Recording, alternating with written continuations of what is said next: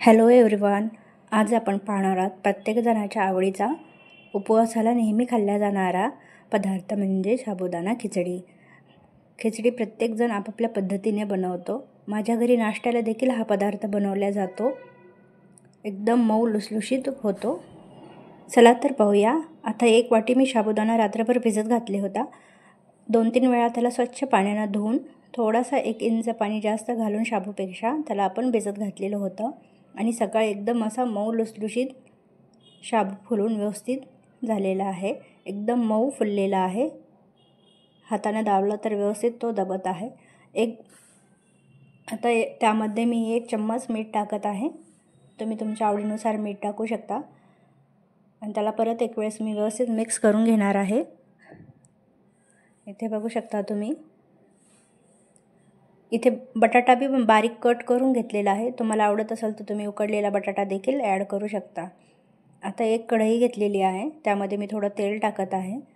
तुम्हाला जर आवडत असेल तर तुम्ही या तेलाच्या ठिकाणी तूप, बटर देखील ॲड करू शकता. आता बटाटा मी इथे उकडून घातलेला नाही आहे.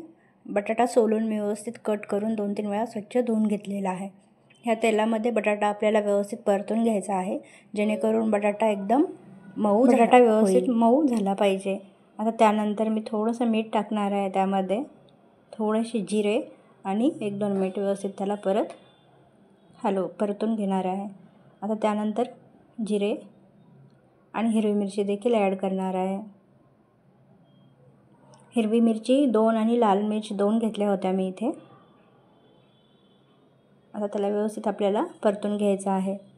आता 1-2 मिनिट व्यवस्थित परतल्यानंतर त्यामध्ये आपण शाबू ॲड करणार आहोत. शाबू आपला व्यवस्थित फुलला होता, त्यामुळे शाबू अजिबात चिटकणार नाही खाली. आता 2-3 मिनिट याला व्यवस्थित आपल्याला परतून घ्यायचं आहे, जेणेकरून शाबू आणि बाकी सगळे पदार्थ व्यवस्थित मिक्स झाले पाहिजे. आता 1-2 मिनिट झाल्यानंतर आपल्याला त्यामध्ये शेंगदाण्याची पूड टाकायची आहे.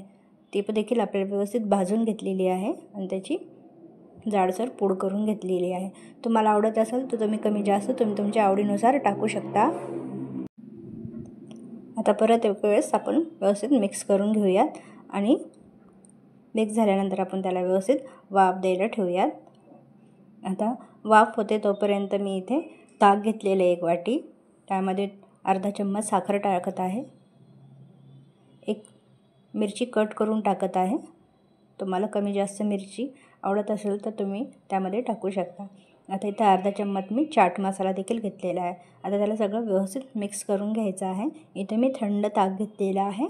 आता इकडे आपला शाबू देखील व्यवस्थित तयार झाला आहे. तो एका प्लेटमध्ये मी काढून घेतला आहे. त्यावरून थोडंसं मी शेंगदाण्याची पूड ॲड करत आहे. झटपट बनवून तयार आहे आपला साबुदाणा खिचडी. त्याचबरोबर थंड थंड ताक.